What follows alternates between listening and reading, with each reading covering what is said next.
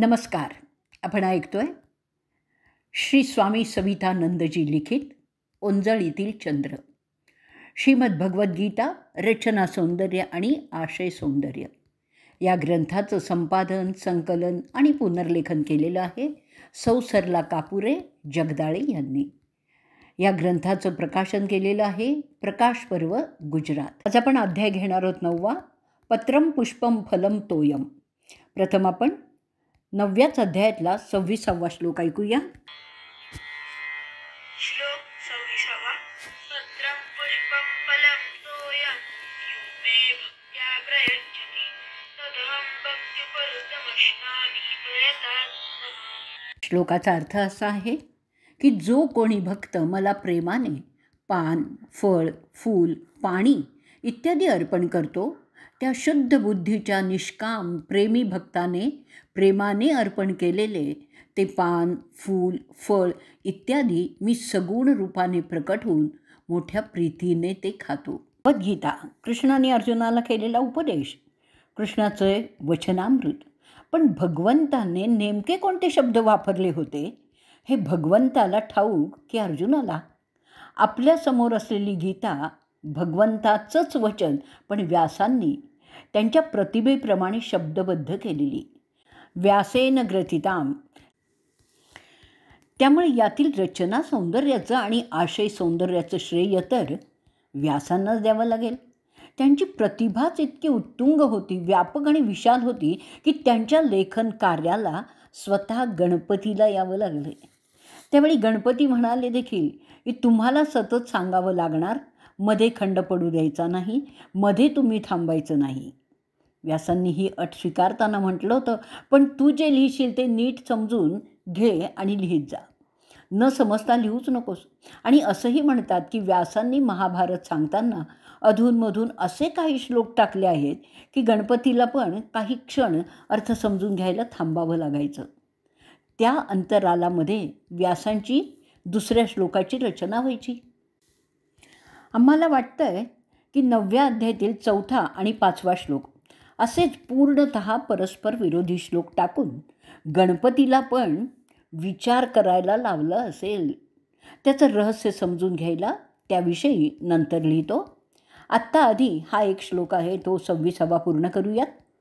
8व्या अध्यायात परमात्म्यासाठी कवी हा शब्द वापरला आहे. श्लोक 9व्यामध्ये व्यास ब्रह्मवेत्ता महर्षी होते. त्यांनी वेद, उपनिषद आणि पुराणासंबंधी केलेलं अपार कार्य पाहिलं की त्यांना भगवान वेदव्यास म्हटलं जातं ते सार्थक वाटतं. अशा भगवान वेदव्यासाला वरचे कवी हे नामाभिधान त्यांना पण लागू पडेल. अशी काव्य प्रतिभा ईश्वराच्या सगुण साकार उपासनेत त्यांनी उपासना द्रव्य म्हणून इतके सर्वसाधारण पदार्थ का वापरलेत?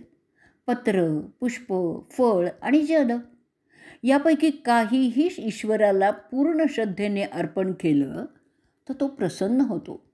हृदयातील श्रद्धा महत्त्वाची आहे, भाव, प्रेम महत्त्वाचं आहे. अर्पित वस्तू तर केवळ प्रतीक आहे. आपल्या भावना प्रकट करायच्या आहेत आणि त्या प्रतीकासाठी ही अगदी सर्वसामान्य नावं अशा करतायत की अगदी गरीबातला गरीब माणूस पण अर्पण करू शकतो. तो असं म्हणू शकणार नाही की मी इतका गरीब आहे की माझ्याजवळ ईश्वराला अर्पण करायला काहीच नाही आहे, म्हणून मी त्याची उपासना किंवा पूजा करू शकणार नाही. इथे थोडंसं विषयांतर करून सांगतो की जगात ही एक सनातन संस्कृतीच अशी आहे की तिथे हे म्हणायला कोणालाही संधी नाही आहे की ईश्वरी उपासनेसाठी माझ्यासाठी काही रस्ता नाही आहे. हृदय वात्सल्यपूर्ण आहे. यशोदा, नंदवा, गोपाळकृष्णाचं आहेच आहे. तीव्र बुद्धिमत्ताही आहे. दर्शनशास्त्राचा अभ्यास करा. कर्मठ आहात तर कर्ममार्गाने जा. भावना प्रधान आहात तर भक्तिमार्गाने जा. चिंतन मननशील आहात तर ज्ञानमार्गाने जा. स्वतःवर पूर्ण संयम ठेवू शकता, योग मार्गाने जा. वृद्ध आहात, आजारी आहात, बसल्या बसल्या पडल्या पडल्या जप करा, मानसपूजा करा. स्त्री असा की पुरुष, बालक असा की वृद्ध, तरुण असा की प्रौढ, स्वस्थ निरोगी असा की सदैव आजारी रोगी, राव असा की रंक, श्रीमंत असा की गरीब, लठ्ठ असा की किडकिडीत. उपवास करू शकला तर ठीक, नाही करता आलं तरी ठीक. उठ बस, वाकणं, उभं राहणं यातीलही काहीही करता येवो न येवो, तीर्थयात्रा करता येवो किंवा घराबाहेर पडणं पण न येवो, ईश्वराचे शत्रू व्हा की सेवक व्हा, त्यांचे पिता व्हा की पुत्रपौत्री व्हा, त्याला पती माना की प्रिया माना, सर्वांसाठी रस्ता आहे.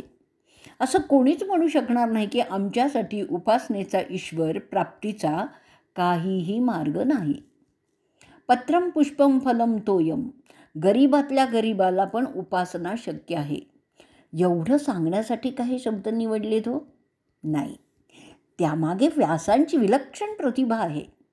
यातल्या एकेका वस्तूने ईश्वराला प्रसन्न केल्याचे दाखले पण आहेत.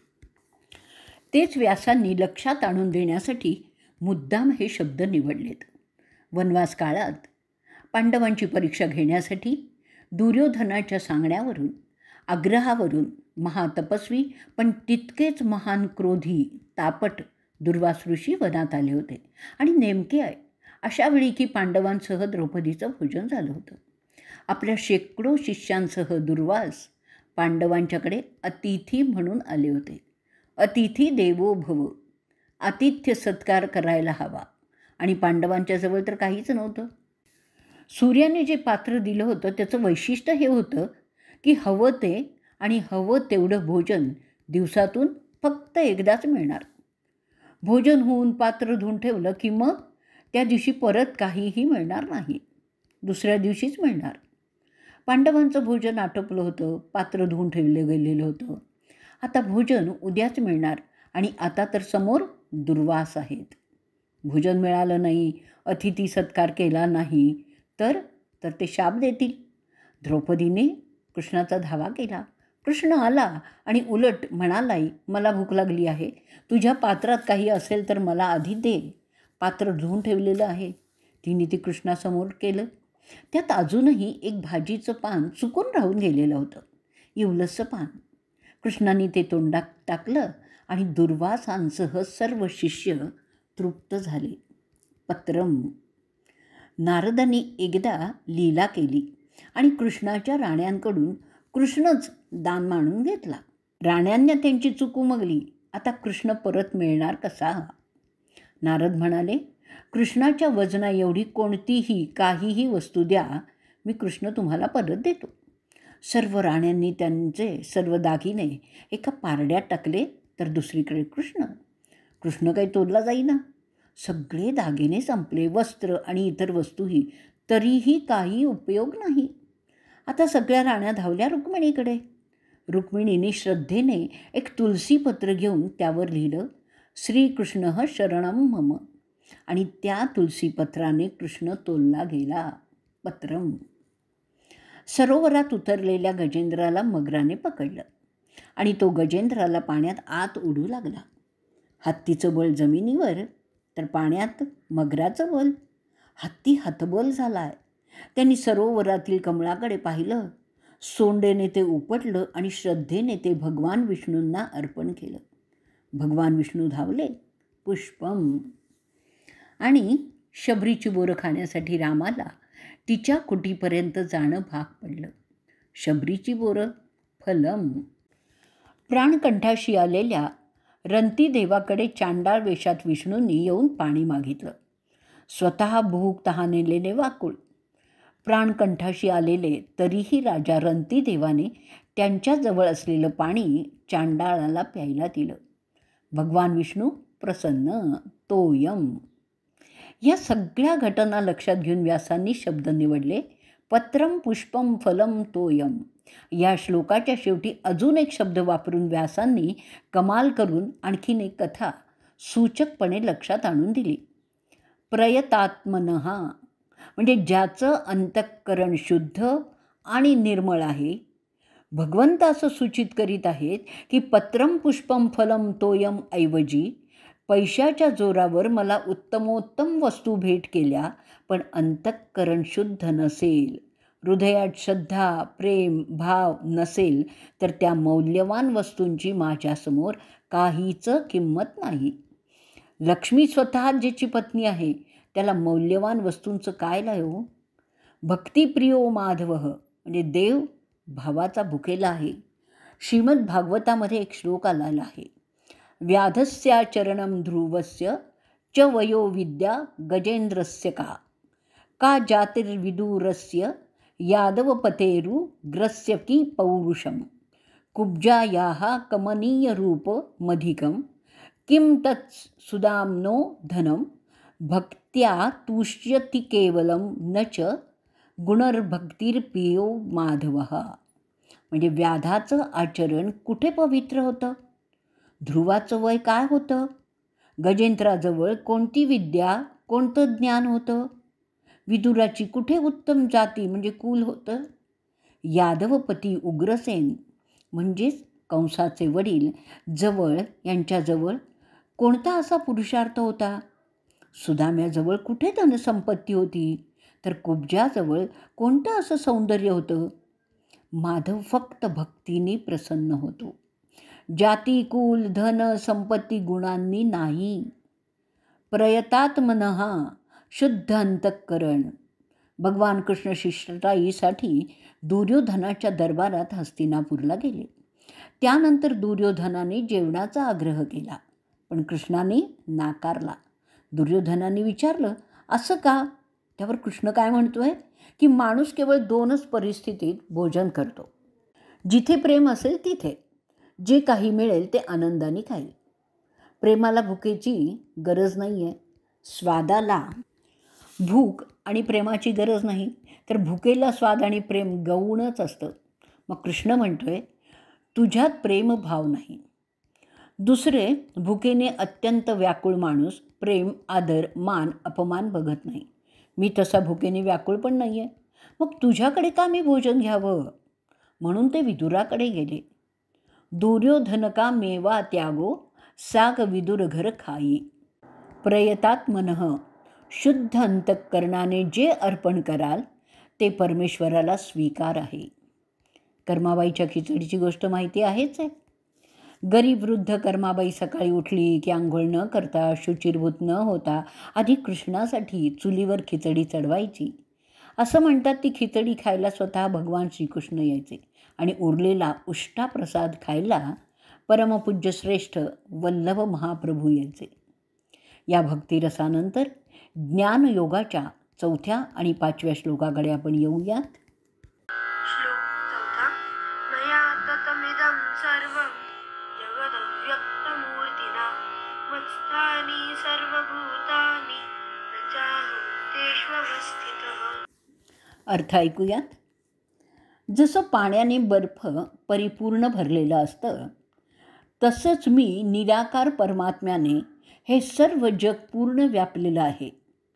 तसंच सर्व भूतं माझ्यामध्ये संकल्पाच्या आधारावर राहिलेली आहेत, पण वास्तविक मी त्यांच्यामध्ये राहिलेलो नाही आहे. पुढचा श्लोक ऐकूयात, 5वा. श्लोक 5. न च मत्स्थानि भूतानि पश्य मे योगमैश्वरम् भूतभृन्न च भूतस्थो ममात्मा भूतभावनः.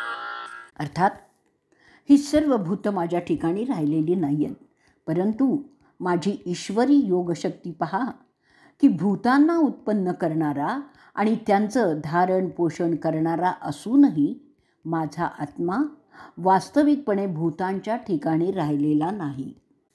व्यासांच्या उत्तुंग प्रतिभेचा हा एक नमुना परस्पर पूर्णतः विरुद्ध तरीही परस्पर पूरक श्लोक, आणि यावर आम्हाला काही लिहायचं नाही आहे. का लिहायचं नाही हे सांगण्यासाठी हे लेखन. एकदा आम्हाला भेटायला, चर्चा करायला स्वतःला गीताभ्यासी म्हणवणारा एक अध्यापक आला. शाब्दिक ज्ञानाने, गर्वाने एकदम फुललेला. आम्हाला म्हणाला, हे 2 श्लोक परस्पर विरुद्ध. यातलं कोणतं खरं आणि कोणतं खोटं? की दोन्ही श्लोक खरे की दोन्ही खोटे? एक खरा, दुसरा खोटा. कोणता? का अशी गुंतागुंत? तुम्ही स्पष्ट करून सांगाल?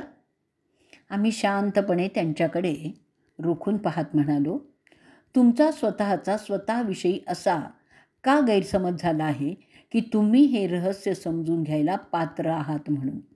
म्हणजे काय? म्हणजे असं की तुमचा 5 वर्षाचा मुलगा तुमच्याजवळ येऊन विचारायला लागला की बाबा माझा जन्म कसा झाला? मी कसा जन्माला आलो? काय उत्तर द्याल? खरं ते समजून सांगू शकाल? सांगितलं तर त्या 5 वर्षाच्या मुलाला कळेल आणि तोच मुलगा ज्यावेळी स्वतः 25 वर्षाचा होईल त्यावेळी विचारायला येईल का? कदाचित त्यावेळी त्याचा मुलगा त्याला विचारायला येईल. ते गृहस्थ आवासून आमच्याकडे पाहतच राहिले. असो, 9व्या अध्यायाविषयी माऊली म्हणते. ज्ञानेश्वरीतला अध्याय 10वा आहे. त्यातली 31वी ओवी आपण ऐकूयात. तिये आघवाची जे महाभारती, ते लाभे कृष्णार्जन वाचोक्ती, आणि तो अभिप्रावो सातेशती, तो एकलाची नवमी. म्हणोनी नवमीची या अभिप्राया, सहसा मुद्रा लावावया, बिहाला मग मी वाया, गर्व का करू. हे ऐसे अध्याय गीतेचे, परी अनिर्वाच्यपण नवमाचे, तो अनुवादलो हे तुमचे सामर्थ्य प्रभू. ज्ञानेश्वरीतल्या 10व्या अध्यायातील 32 आणि 35व्या ह्या ओव्या आहेत. गीता अभ्यासकांनी सूक्ष्म दृष्टीने चिंतन केल्यामुळे लक्षात येईल की ह्या पुढचे अध्याय विशेषतः 10 ते 15 आणि त्यातही मुख्यतः 15वा अध्याय हे सर्व 9व्या अध्यायाचाच विस्तार आहे. 9व्या अध्याय श्लोक 4 आणि 5 जे अत्यंत गूढ रहस्याने भरलेले आहेत. वरवर पाहता परस्पर विरोधी पण आतून पूर्णतः एकसूत्री श्लोकाचाच विस्तार मुख्यतः 15व्या अध्यायात आहे. ज्या कोणी गीता अभ्यासकाला भगवान श्रीकृष्णांच्या कृपेने, महर्षी व्यासांच्या कृपेने आणि त्यांच्या गुरुकृपा आशीर्वादाने हे 2 श्लोक त्याच्या हृदयाला आत खोलवर कळले असतील, भले त्याला ते शब्दात नीट व्यक्त करताही येणार नाहीत, पण आत मात्र असा प्रस्फुटित झालेला असेल अर्थ की अंतःकरण प्रसन्नतेने, आत्मसंतुष्टीने भिजलेलंच असेल, तर समजा तो आत्मज्ञानाच्या शिवेत म्हणजे सीमारेषेत प्रवेश करीत आहे. हे दृश्य जगत ज्ञानेंद्रिये, कर्मेंद्रिय आणि मनबुद्धीच्या माध्यमाने जाणले जाणारे, अनुभवायला येणारे हे जगत ऐलथडी पैलथडी आत्मज्ञानाचं क्षेत्र आणि त्यामध्ये दुवा म्हणजे पूल हे 2 श्लोक आहेत. ज्याने हा पूल ओलांडला मग समजा त्याने पैलथडीला म्हणजे पैल तो गे काऊ कोकत आहे हे प्रवेशद्वारावर जाऊन उभा राहिलेला आहे. आता अगदी थोडी वाटचाल बाकी आहे. त्या स्वानंद साम्राज्यात प्रवेश करण्यासाठी अशा या 2 श्लोकांवर आम्ही पामर, कसलीही विद्वत्ता नसलेले, न संस्कृतचं ज्ञान आणि नाही गीतेचा सखोल अभ्यास, मग काय लिहावं बरं? वाचक मित्रांनो, या बाबतीत तुमचा आमचा संवाद शब्दावीण संवादी जे असावा आणि म्हणूनच हा विषय आपण इथेच थांबवावा. या श्लोकावरील विद्वानांच्या टीका वाचताना मनात 2-3 गोष्टी येतात. ज्यांना फक्त शाब्दिक म्हणजेच परोक्ष ज्ञान आहे ते असा आव आणतात की त्यांना हे सगळं रहस्य उलगडलेलं आहे आणि ते म्हणतात तेच बरोबर आहे. त्यावेळी आम्हाला आमच्या लहानपणीची बालबुद्धीची गंमत आठवते. धाब्यावर जायचो, पलीकडच्या धाब्यावरील मित्रांना ओरडून सांगायचो, अरे इकडे बघ, ये इकडे बघ, माझ्या धाब्यावर चंद्र आला आहे. अगदी बरोबर वर आलाय बघ. त्यावरून तो तिकडून ओरडायचा, तू खोटं बोलतोयस, तो माझ्या धाब्यावरच आहे. तितक्यातच तिसरा तिकडनं ओरडायचा, तुम्ही दोघेही खोटारडे आहात, हा बघा माझ्या धाब्यावर आहे. आणि मग लुटूपुटूची भांडणं व्हायची. एकमेकांच्या धाब्यावर जाऊन खात्री करून घ्यायची आणि मग विचारात पडायचो, असं कसं झालं? एकच चांदोबा एकाच वेळी सगळ्यांच्या धाब्यावर नेमका डोक्यावर कसा? बालबुद्धीने उत्तरही सापडायचं नाही. आणि ही बालबुद्धी अजून सगळ्यांचीच विकसित झालेली नाही आहे, हे टीका वाचताना कळतं. गोंदवलेकर महाराजांच्या चरित्रात एक प्रसंग आहे. त्यांना भेटायला एक 70 वर्षांची वृद्ध ब्रिटिश नर्स आली. महाराजांनी विचारलं, काय करते? प्रसूती करण्याचं काम करते, गेली 50 वर्ष. आत्तापर्यंत किती प्रसूत्या करवल्या असतील? निदान 50,000 तरी तुला स्वतःला प्रसूती वेदना आणि मातृत्वाचा आनंद काय असतो ते माहीत आहे का? नाही महाराज, मी लग्न केलं नाही, मला मूलबाळ नाही, त्यामुळे 50,000 प्रसूती करूनही प्रसूती वेदना आणि मातृवात्सल्याचा आनंद मला माहितीच नाही आहे. शाब्दिक ज्ञानवाल्यांचं देखील असंच असतं. याउलट हे लक्षात येतं की ज्या आत्मज्ञानी संतांना हे रहस्य कळलेलं आहे, ज्यांनी हे जाणलं आहे, अंडरस्टँड नॉट नोईंग, ते त्यांना खरोखर शब्दात मांडता आलेलं आहे का? या श्लोकांचा आपला आत्मानुभव कोण्याही आत्मवेत्याला यथार्थ शब्दात मांडता येईल का? तो कसोशीने प्रयत्न करेल, सांगेल, पण सांगितल्यापेक्षा न सांगितलेला भाग खूप राहतो.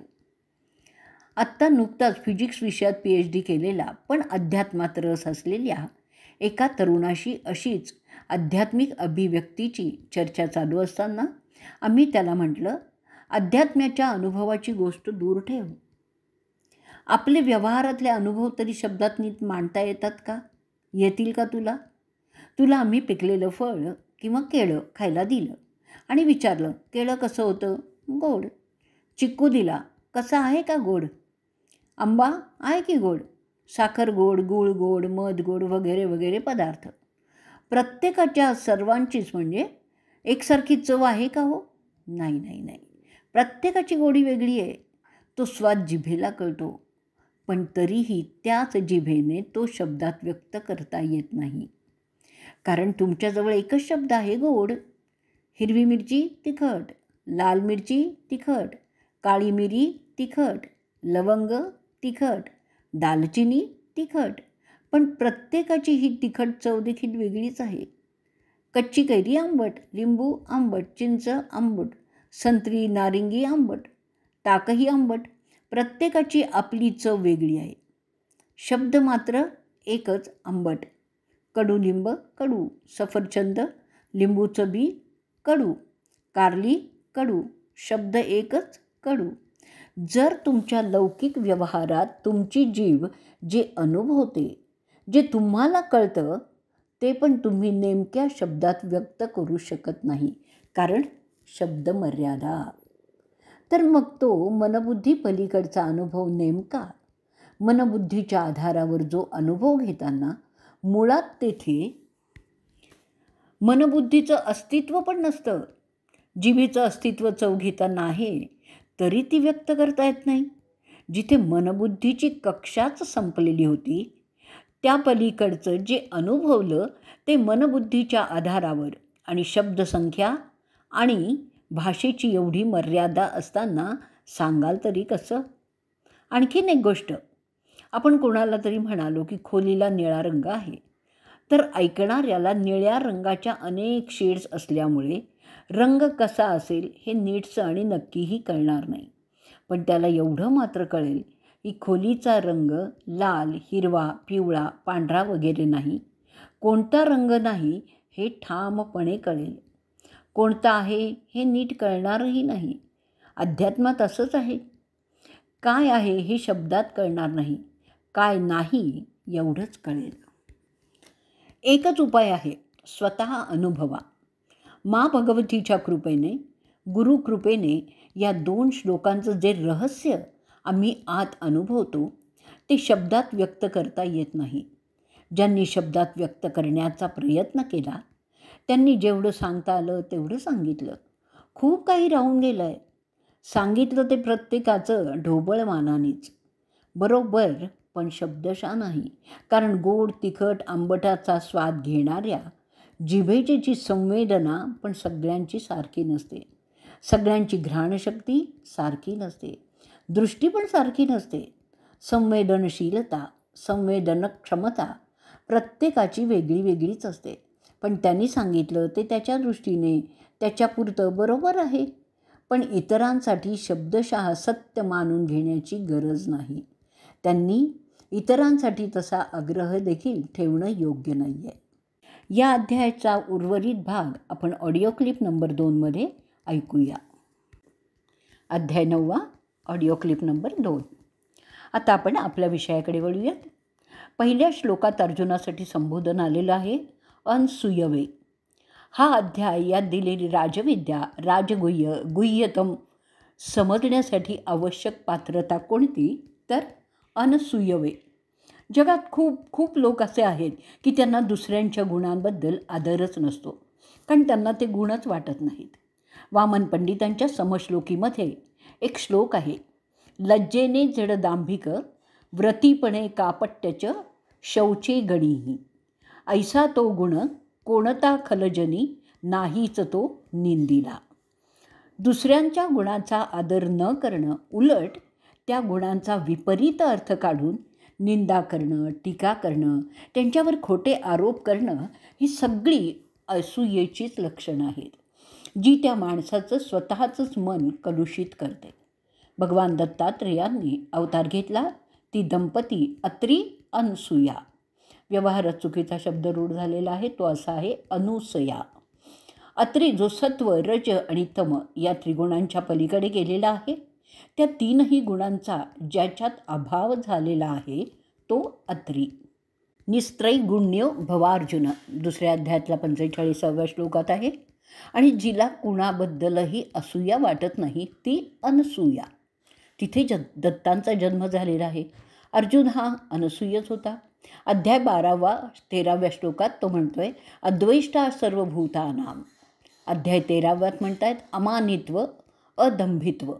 याचाही संबंध अनसूयतेशीच आहे. व्यासांनी तटस्थ बुद्धीने सर्वांची चरित्र रेखाटलेली आहे. युधिष्ठिराचं गुणगान केलं आहे आणि दोषही सांगितलेत. दुर्योधनाचे दोष सांगितलेत. जे चांगलं होतं तेही सांगितलं आहे. तसंच कर्णाबद्दल तटस्थ बुद्धीने लिहिलेलं आहे.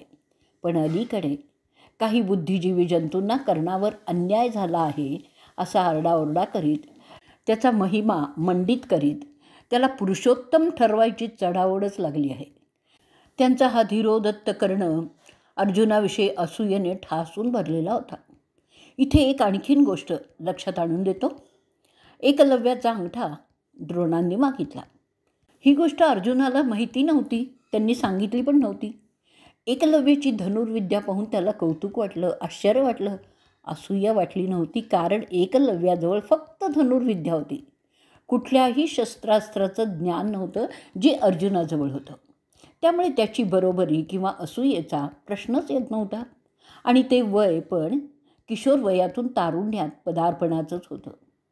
आता समोर असलेला अर्जुन 12 वर्ष वनवासाचा आणि 1 वर्ष अज्ञातवास, तेही शापग्रस्त अवस्थेत भोगलेला परिपक्व अर्जुन होता, जो असूयामुक्त होता, अनसूयवे होता आणि म्हणूनच राजविद्या राज्यगुह्याचा तो अधिकारी होता. दुसऱ्या श्लोकात प्रत्यक्षावगम हा जबरदस्त शब्द वापरून आस्तिकांसाठी, साधकांसाठी प्रोत्साहन स्वरूप आणि नास्तिकांना, अंधश्रद्धेची ढोलकी पिटणाऱ्यांना, निरीश्वरवाद्यांना केवळ जल्प आणि वितंडवाद या दोन्ही शब्दांचा अर्थ पुढे सांगणार आहे. तर वाद करणाऱ्यांना एक जबरदस्त पंच मारलेला आहे. मुष्टियुद्धात, बॉक्सिंगमध्ये विजयप्राप्तीसाठी मारला जाणारा जबरदस्त, अचूक आणि मर्मस्थानी ठोसा मारणं याला पंच असं म्हणतात. व्यास म्हणतात तो ईश्वर दुसरीकडे कुठेतरी दूर आकाशात ब्रह्मांडाच्या कानाकोपऱ्यात नाही आहे, तुमच्या आत आहे. तुमच्या सर्वात सन्निकट, सर्वात जवळ तोच आहे.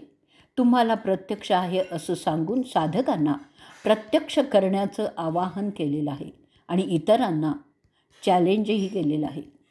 स्वामी रंगनाथानंद मग एका संदर्भात लिहित आहेत, यांच्यानंतर एक अद्भुत असा शब्द आलेला आहे, प्रत्यक्षावगमम. तुम्ही त्याला आपल्या रोजच्या अनुभवाद्वारे दिन प्रतिदिन नित्य जाणू शकता. प्रत्यक्षाचा अर्थ डोळ्यासमोर म्हणजे प्रति अधिकाक्ष. प्रत्यक्षावगम म्हणजे तुम्ही या सत्याला तसंच जाणू शकता असं दुसऱ्या कोणत्या वस्तूचा प्रत्यक्ष अनुभव घेता, प्रत्यक्ष पाहू शकता. त्यासाठी तुम्हाला कुठे करोडो करोडो मैल दूर, करोडो करोडो प्रकाशवर्ष दूर अंतरिक्षात, ब्रह्मांडात, कुठल्या स्वर्गात त्याला शोधायला जायचं नाही आहे. ठाईच बैसुनी करा एक चित्त, न लागे सायास जावे वनांतरा, सुख येतो घरा नारायण. तो इथेच आहे, फक्त तुम्ही तुमचे अंतःचक्षु उघडा. बाहेर शोधू नका. दृष्टी आतल्या बाजूला वळवा. तुम्ही हे सत्य रोजच्या जीवनात दिवसभरातल्या दैनंदिन कार्य करत असताना देखील अनुभवू शकाल. त्यासाठी तुम्हाला कोणत्याही जीवनशैलीची, वेगळ्या नवीन जीवनधारणेची गरजच नाही आहे. तुम्ही बाहेर कामाधामाला, नोकरीला जाणारे असा किंवा घरात घरकाम करणारी कोणी गृहिणी असा, कारखानदार असा किंवा मजूर असा, ड्रायव्हर असा की प्रवासी असा, स्वयंपाकी असा की खाणारे असा, अध्यापक असा की विद्यार्थी असा, राजनेता असा की अनुयायी, अनुयायी म्हणजे चमचे नाही हं, पती असा किंवा पत्नी असा, माता पिता असा की आजी आजोबा, पुत्र असा की नातू असा, इंजिनियर असा की शेतकरी असा, डॉक्टर वैद्य असा की पेशंट असा, तो प्रत्येकात उपस्थितच आहे. प्रत्येकजण त्याला जाणू शकतो आणि तो प्रत्येकाचा जन्मसिद्ध अधिकार आहे. कुणालाही तो प्रत्यक्ष होऊ शकतो. मग तुम्ही कोणीही असा, हिंदू, जैन, शीख, बुद्ध, इस्लाम, ईसाई, पारसी, कोणत्याही धर्माचे, कोणत्याही संप्रदायाचे आणि कोणत्याही पंथाचे. तुमचा संकीर्ण दृष्टिकोन झुगारून आव्हान स्वीकारा. प्रत्यक्षावगमन, आणि तेही रोजच्या कार्यात. त्यात बदल न करता. आपलं काम बदलायचं नाही, दिनचर्या दिनक्रम बदलायचा नाही. बदलायची आहे फक्त दृष्टी. बाहेर जगाकडे धावणारी दृष्टी आत वळवायची आहे. आता याच्यानंतरचा पुढचा सुंदर शब्द आलेला आहे धर्म्यम. रंगनाथनंद म्हणतात, प्रत्यक्षावगमन कसं आहे तर धर्म्य धर्मापासून वेगळा नाही, भिन्न नाही, पृथक नाही. हा विशेष आध्यात्मिक संदेश समाजाला बल देईल, मानवीय संबंध दृढ करेल. हे असं शिक्षण, शिक्षा, असं ज्ञान जे समाजाच्या कोणत्याच वर्गाला काहीच कष्ट न होऊ देता सर्वांसाठी आहे, म्हणून ते धर्म्यम. सर्व धर्मातील महान आध्यात्मिक गुरूंनी ज्यांचं प्रत्यक्षावगमन केलेलं आहे, अनुभवलेलं आहे, ते सांगितलं आहे. ते धर्म्यम सर्वांसाठी, कोणालाही दुःख, कष्ट, त्रास, वेदना न होऊ देता. वैशिष्ट्य हे आहे तिच्यात धर्म्यबरोबर अमृतम, अविनाशित्व, अनश्वर शब्द पण जोडला आहे. तसंच 12व्या अध्यायात धर्म्यामृतमिदम यथोक्तम पर्युपासते. गीतेचं ज्ञान दोन्हीतही आहे. धर्म्यम आणि अमृतम यांनी एक स्वस्थ समाजाची निर्मिती होईल. काही धर्मात, काही संप्रदायात, पंथात धर्म्य आहे पण अमृतम नाही आहे. त्यांनी कदाचित समाज एकसूत्र राहील, चांगले नागरिक व्हाल, सुखी पण व्हाल, पण त्या दिव्यत्वाच्या अनुभवाला पारखे व्हाल. आणि म्हणूनच आंतरिक विकास होणार नाही. त्यावेळी मन बुद्धीवर आधारित, धार्मिक मान्यतांवर आधारित समाजाचं हे एकसूत्रीपण तुटून जाईल, तार तार होईल आणि हे एकसूत्र लोक एकमेकांच्या जीवावर उठतील. बघा जगात सगळीकडे तसंच आहे. असो, काही धर्मात, काही पंथात, संप्रदायात अमृतमवरच भर दिलेला आहे. तो समाज एकसूत्री होत नाही, विकसितही होत नाही, प्रगतिशील तर नाहीच होत, सुखी तर त्याहूनही नाही होत. सगळ्यांचं लक्ष प्रत्यक्षात नाही आहे, जे समोर नसलेल्या, कुठेतरी दूर असलेल्या अमृतत्वाकडे आहे. गीता सांगते, मी दोन्ही ज्ञान देते, धर्म्यम आणि अमृतम. साधकाच्या आंतरिक आणि बाह्य स्थितीचाही अमृतम आणि धर्म्यम. दुसऱ्या श्लोकात आणखीन 2 छान शब्द वापरलेले आहेत. अव्ययम म्हणजे अविनाशी आणि कर्तुम सुसुखम, अविनाशी अध्यात्मविद्या.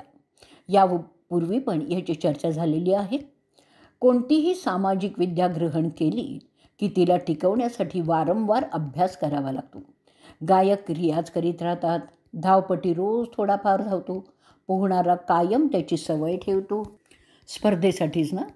क्रिकेटर, फुटबॉल प्लेयर किंवा इतर कोणीही खेळाडू, कलाकार, अध्यापन, अध्ययन, डॉक्टर, वैद्य, सर्वांना आपली विद्या सतेज ठेवण्यासाठी प्रयत्नशीलच राहावं लागतं. अध्यात्मविद्याच अशी आहे की ती प्राप्त झाल्यावर तिला टिकवून ठेवण्यासाठी सतत प्रयत्न करावा लागत नाही. इतकंच नाही तर बाकीच्या सर्व विद्या पुढच्या जन्मात नष्ट होतील. अध्यात्मविद्या पुढच्या जन्मातही तशीच राहील. आणखीन एक वैशिष्ट्य ते हे की बाकी कोणतीही विद्या खूप कष्टसाध्य आहे, फक्त अध्यात्मविद्या कर्तुम सुसुखम आहे, प्राप्तीला सहज सोपी सुगम आहे. आम्ही लोकांना नेहमी म्हणतो की तुम्ही लोक संसार करण्यासाठी जेवढे कष्ट भोगता, सहन करता, त्याच्या अर्ध्यापेक्षा कमी कष्टात तुम्ही ईश्वरापर्यंत पोचू शकता. पण प्रयत्न करणार कोण? मनुष्याणाम सहस्रेषु. गौतम बुद्धाची इथे कथा दिलेली आहे. पुन्हा एकदा वाचा. महर्षी व्यास म्हणतात की अविनाशी अध्यात्मविद्या कर्तुम सुसुखम आहे, कारण तिच्यासाठी बाहेरच्या कोणत्याही वस्तूची गरजच पडत नाही, आयोजनही करावं लागत नाही, प्रयत्न तर करावे लागतच नाहीत, कमाई पण नाही, खर्च पण नाही, काहीच नाही. त्यानंतरच्या आता पुढच्या श्लोकात म्हणजे 30व्या श्लोकात अर्जुनासाठी परंतप हा शब्द आलेला आहे. तो कोणासाठी परंतप आहे? ज्यांचा धर्मावर विश्वास नाही, म्हणजे जे दुर्योधनासारखे आहेत. जो म्हणतो जानामी धर्मं न च मे प्रवृत्तिः, जानामी अधर्म न च मे निवृत्तिः. भगवान कृष्ण तर धर्म संस्थापनार्थायच आलेले आहेत आणि ते कार्य ते अर्जुनाच्या मदतीने पार पाडणार आहेत. स्वाभाविकच दुर्योधनासाठी आणि त्या समस्त लोकांसाठी अर्जुन परंतप आहे, कारण युद्ध मैदानावर आता यज्ञस्थंडी प्रकट झालेला आहे आणि या यज्ञात आता आहुती पडणार आहे. कुणाची हो? हितोपदेशमध्ये म्हटलेलं आहे धर्मेण हीनाः पशुभिः समानः, म्हणजे धर्महीन माणूस पशु समान. त्या पशुचं बलिदान आहे का? कारण ते धर्माला मानत नसल्यामुळे दुसऱ्याच्या सुखशांतीचा, त्यांच्या अभ्युदयाचा, त्यांच्या विकासाचा विचार न करता फक्त स्वतःच्या पशुवत जीवनासाठी म्हणजेच आहार, निद्रा, भय आणि मैथून ते समग्र सृष्टीचे खूप नुकसान करू शकतात. अमेरिका, युरोपमध्ये केवळ पक्ष्यांच्या पिसांच्या टोपीच्या शौकापायी लाखो पक्षी मारले गेले आहेत. काहींच्या तर प्रजाती देखील संपलेल्या आहेत. पशुपक्ष्यांच्या अनेक प्रजाती माणसाने केवळ स्वतःच्या सुखासाठी हव्यासापोटी नष्ट केलेल्या आहेत. या अध्यायात पूर्वीच्या 4थ्या आणि 7व्या आणि इतर अध्यायात आणि पुढच्या अनेक अध्यायात श्लोक आहेत ज्यामध्ये भगवंतांनी खंत व्यक्त केली आहे. सांसारिक व्यक्तीबद्दल फिर्याद केलेली आहे की ते मला त्यांच्यासारखे एक सामान्य देहधारी मनुष्य समजतात. माझं ईश्वरत्व मी योगमायेने पंचमहाभूतांचं आवरण चढवून प्रकट झालेलं शुद्ध चैतन्य आहे. कोणालाच कळत नाही.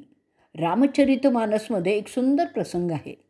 संत तुलसीदास म्हणतात, भगवान रामाला लक्ष्मण आणि सीतेसह अनवाणी आणि वल्कलम धारण करून जंगलात जाताना बघून अयोध्यावासी आणि त्यानंतर रस्त्यावर जी रहाट, नगरं, गावं, खेडी आली तिथेही लोक व्याकुळ होऊन रडायचे.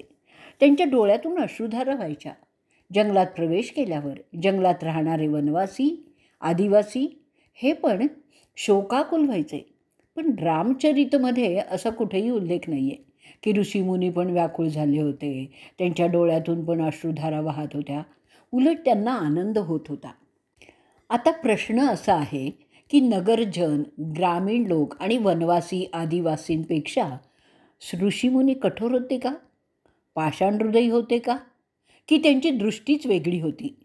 जे शोकाकुल झाले होते ते राम, लक्ष्मण आणि सीतेचं सुंदर आणि सुकोमल पंचभौतिक असं सुकुमार शरीर बघून आणि त्यातही ते अनवाणी, वल्कलधारी हे पाहून दुःखाने व्याकुळ व्हायचे. ऋषीमुनी रामाचं हे सुंदर सुकोमल पंचभौतिक शरीर पाहत नव्हते, तर त्यांचं चैतन्य स्वरूप समजून घेत होते. तुलसीदास इथे लिहितात, चिदानंदमय देह तुम्हारी, जानत विकार विगत अधिकारी. हे राम, तुझं चिदानंद स्वरूप तेच जाणू शकतात जे विगत विकार झालेले आहेत. यात विगत हा शब्द फार सुंदर आहे. ऋषीमुनी पण वासना विकार घेऊनच जन्माला आलेले होते. ते जन्मतःच वासना विमुक्त झालेले नव्हते, नाहीतर ते जन्माला आलेच नसते ना. ते विषय विकार घेऊन जन्माला आलेले आहेत. पण त्यांनी त्यांचे विकार विवेक, वैराग्याने, साधन, भजन करून विगत नष्ट केलेले आहेत आणि म्हणून तुझं चिदानंद स्वरूप ते ओळखू शकतात. ते ओळखता आलं तरच मुक्त होता येईल. पंचभौतिक देहाच्या दर्शन मात्राने कोणीही मुक्त होणारच नाही. ईश्वराचं चैतन्य स्वरूप योमे व्यक्ती तत्वतः म्हणजे तत्वता जाणेल, अनुभवेल, तोच मुक्त होईल. पुढचा 12वा श्लोक आहे, मोघाशा मोघ कर्माणो मोघ ज्ञाना विचेतसः राक्षसी मासुरीं चैव प्रकृतीं मोहिनीं श्रिताः. म्हणजे ज्यांची आशा व्यर्थ, कर्म निरर्थक आणि ज्ञान फुकट असं विक्षिप्त चित्त असलेले अज्ञानी लोक राक्षसी, आसुरी आणि मोहिनी प्रकृतीचाच आश्रय करून राहतात. काय सुंदर शब्दरचना आहे ना.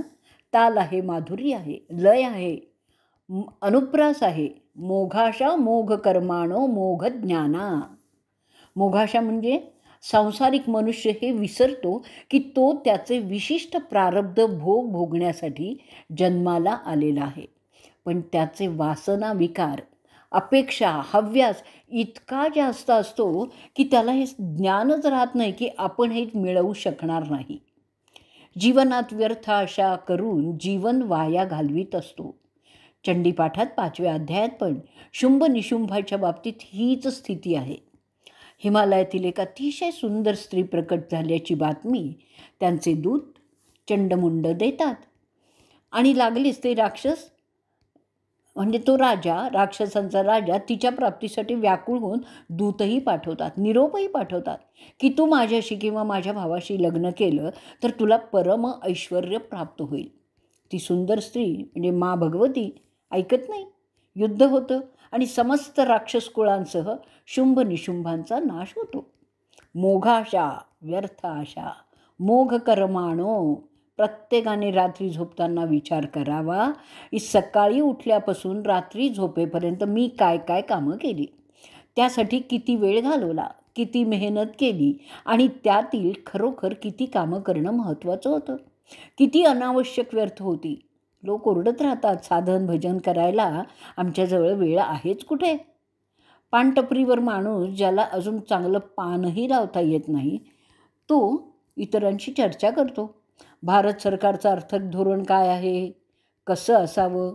अरे धड 5वीला देखील शिकवता येत नाही असा प्राथमिक शिक्षक सर्वज्ञतेचा आव आणून अमेरिकेचं परराष्ट्र धोरण किती चुकीचं आहे, रशिया किती विचित्र आहे, चीनचं किती वाईट आहे, किती ते स्वार्थी आहे, भारताचं धोरण काय असलं पाहिजे, आर्थिक विकासासाठी काय केलं पाहिजे, अशा नानाविध चर्चेत तासन तास घालवतो. नाहीतर आजच्या काळात व्हॉट्सअप, फेसबुक वगैरे काय काय वेळ आहे घालवायला. असो, जाऊ देत. मोघ कर्माणो, व्यर्थ कर्म. गौतम बुद्ध म्हणतात मनात येणारा विचार पण कर्मच आहे. हे लक्षात घेतलं तर आपण किती व्यर्थ मनोराज्यात, दिवा स्वप्नात, कल्पनेच्या तरंगात, भविष्याच्या कल्पनेत वेळ वाया घालवतो. मोघ कर्माणो मोघ ज्ञानाहा, व्यर्थ ज्ञान. चंडीपाठातील पहिल्याच अध्यायात मेधस ऋषी सुरथ राजाला हेच सांगतो की तू ज्या ज्ञानाच्या गोष्टी करतो आहेस ते मोघ ज्ञान आहे, म्हणजेच व्यर्थ ज्ञान आहे.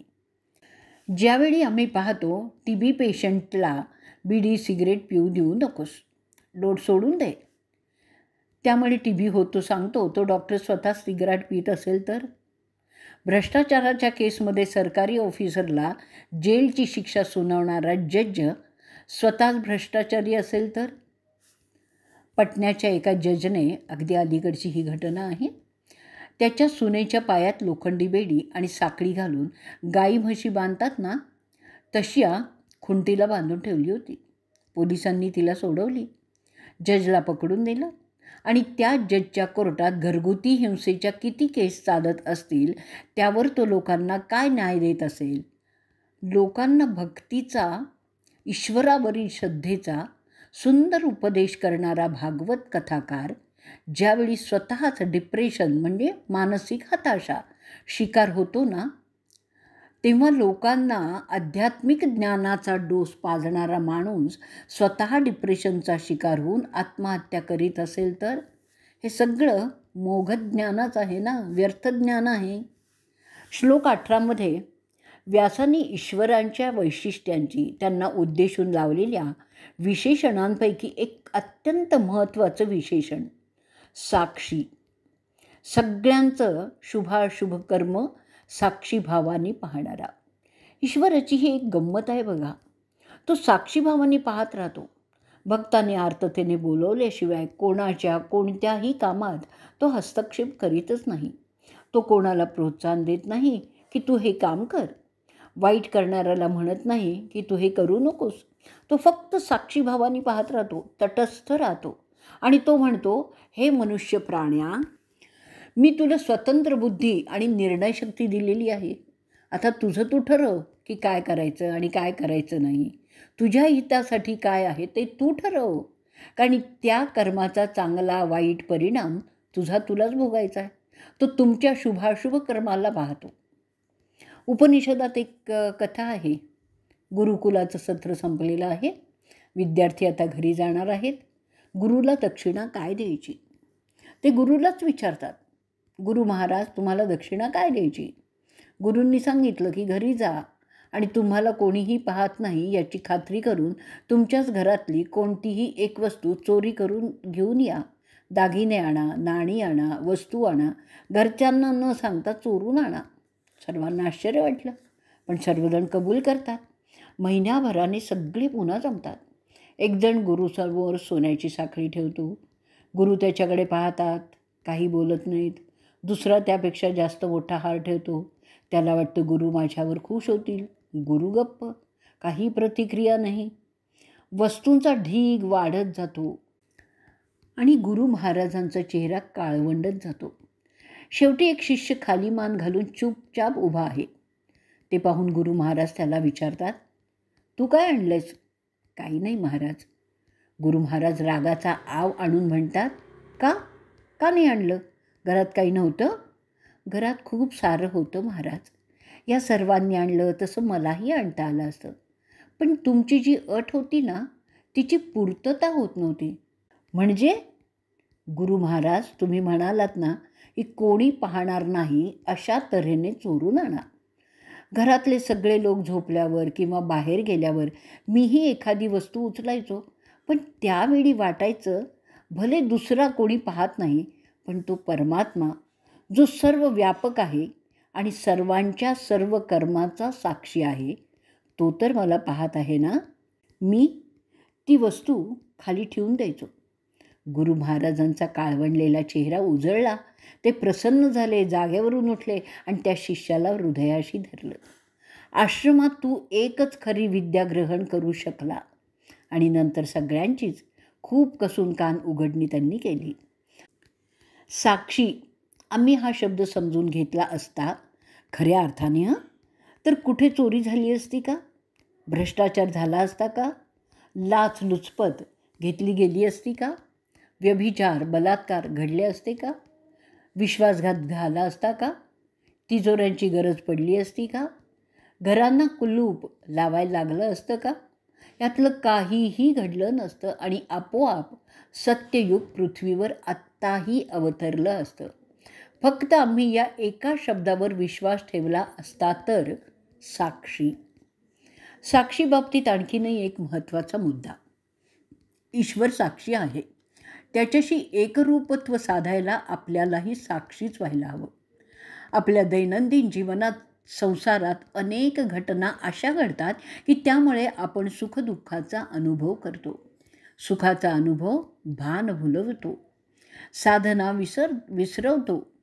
ईश्वराशी एकरूपत्वासाठी साधनेला गती येणार नाही.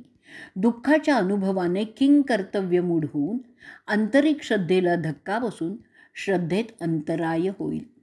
साधनेकडून मन विन्मुख होईल. कोणतीही घटना केवळ घटना असते. ती सुखकर की दुःखकर ही तुम्ही त्या घटनेकडे कोणत्या दृष्टीने पाहता, कशी स्वीकारता, कसे लिप्त होता त्यावर अवलंबून असते.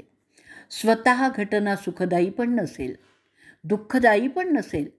ही दृष्टी, हा दृष्टीभाव, हा साक्षीभाव जर साधकाने स्वीकारला तर तो साक्षी स्वरूप ईश्वराच्या जवळ लवकर पोचेल. साक्षीभावाने स्वतःकडे पाहिलं तर स्वतःचे दोष पण लक्षात येतील आणि हे ते दोष जे तुमच्या अंतर्यामी ईश्वरापासून तुम्हालाच दूर ठेवतात. साक्षीभाव नसल्यामुळे दुसऱ्यांचे दोष दिसतात, त्यांचे गुण नाही आणि म्हणूनच अनसूयवे होता येत नाही. स्वतःचे गुण पाहतात, दोष नाही, म्हणून दोषमुक्त होत नाही. परिणाम स्वतःच आत्मसुखाला वंचित राहतात. साक्षी व्हा. आजचा अध्याय 9 आपण इथे पूर्ण करतोय. हरिओम तत्सत.